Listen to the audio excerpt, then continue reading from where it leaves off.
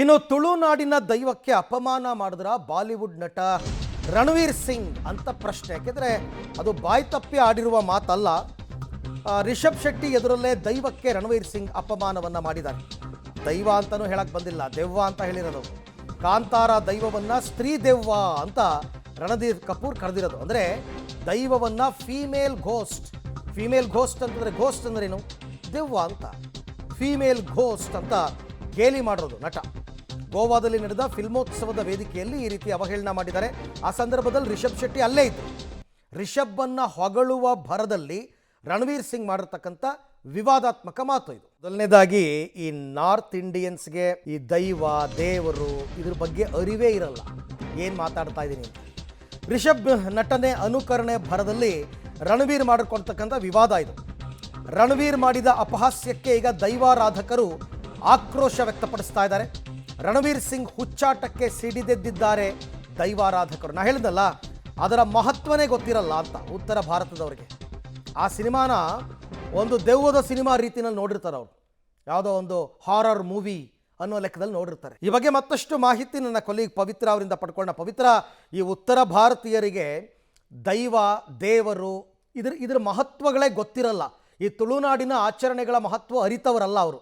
ಹಾಗಾಗಿ ಇದನ್ನು ಒಂದು ಹಾರರ್ ಮೂವಿ, ದೆವ್ವದ ಸಿನಿಮಾ ರೂಪದಲ್ಲಿ ನೋಡಿರ್ತಾರೆ.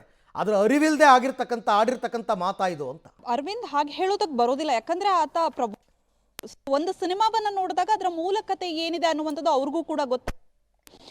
ಸೊ ಹಾಗಾಗಿರುವಾಗ ಅದನ್ನ ಗೋಸ್ಟ್ ಅನ್ನುವಂತಹ ರೀತಿಯಲ್ಲಿ ಸಂಬೋಧನೆ ಮಾಡಿರುವಂಥದ್ದು, ಜೊತೆಗೆ ಇಡೀ ಸಿನಿಮಾವನ್ನ ನೋಡಿ ಆ ಮಾತನ್ನ ಅಂದಿರ್ತಾರೆ ಅಂತ ಅಂದ್ರೆ ನಿಜಕ್ಕೂ ಕೂಡ ಓಕೆ.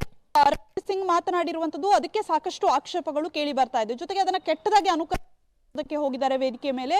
ರಣವೀರ್ ಸಿಂಗ್ ವಿಚಾರದಲ್ಲಿ ಎಷ್ಟು ಅಂದ್ರೆ ದೈವಾರಾಧಕರಾಗಿರ್ಬೋದು ಅಥವಾ ಸಾರ್ವಜನಿಕರು ಕರ್ನಾಟಕದಲ್ಲಿ ಸಾಕಷ್ಟು ಜನ ಅದಕ್ಕೆ ನೆಟ್ಟಿಗರು ಕೂಡ ಟೀಕೆಯನ್ನ ವ್ಯಕ್ತಪಡಿಸ್ತಾ ಇದ್ದಾರೆ.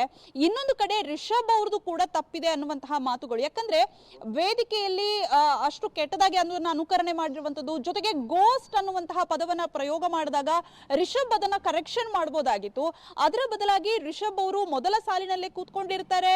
ಆ ರಣವೀರ್ ಕಮೆಂಟ್ ಪಾಸ್ ಮಾಡಿದಾಗ ಇವರು ನಗ್ನಗತ ಅದನ್ನ ಸ್ವೀಕಾರ ಮಾಡ್ತಾ ಅಂದ್ರೆ ಇದೇ ರಿಷಬ್ ಅವರು ಸಾಕಷ್ಟು ಬಾರಿ ವೇದಿಕೆಯಲ್ಲಿ ಮನವಿಯನ್ನ ಮಾಡ್ಕೊಂಡಿದ್ರು. ದೈವದ ಅನುಕರಣೆಯನ್ನ ಕಾಂತಾರ ಸಿನಿಮಾವನ್ನ ನೋಡಿ ಮಾಡಬೇಡಿ, ದೈವಕ್ಕೆ ಅವಮಾನವನ್ನ ಮಾಡಬೇಡಿ, ಅಪಮಾನವನ್ನ ಮಾಡಬೇಡಿ ಅಂತ ಹೇಳ್ತಾ ಇದ್ರು.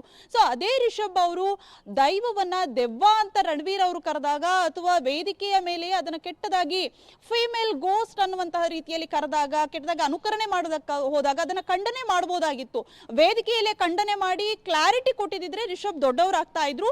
ರಿಷಬ್ ಅವರ ವರ್ತನೆಯ ಬಗ್ಗೆಯೂ ಕೂಡ ಗೊತ್ತಾಗ್ತಾ ಇದೆ. ಸರಿ, ರಣವೀರ್ ಸಿಂಗ್ಗೆ ಅದರ ಮಹತ್ವ ಗೊತ್ತಿಲ್ಲ, ತುಳುನಾಡಿನ ಆರಾಧನೆಯ ಬಗ್ಗೆ ಗೊತ್ತಿಲ್ಲ ಅಂತಾದ್ರೆ ರಿಷಬ್ ಅವರು ಅದನ್ನ ಕರೆಕ್ಷನ್ ಮಾಡಬಹುದಾಗಿತ್ತು. ಅದರ ಬದಲಾಗಿ ಅದನ್ನ ಒಂದು ಮಾಡಿರುವಂತದ್ದು, ರಣವೀರ್ ಹೇಳ್ದನ್ನ ಸ್ವೀಕಾರ ಮಾಡುವಂತದ್ದು ಎಷ್ಟರ ಮಟ್ಟಿಗೆ ಸರಿ ಅನ್ನುವಂತಹ ಪ್ರಶ್ನೆಗಳು ಕೂಡ ಎದ್ದೇಳ್ತಾ ಇದೆ. ರೈಟ್, ಥ್ಯಾಂಕ್ ಯು ಪವಿತ್ರ ತಮ್ಮೆಲ್ಲ ಮಾಹಿತಿಗಾಗಿ.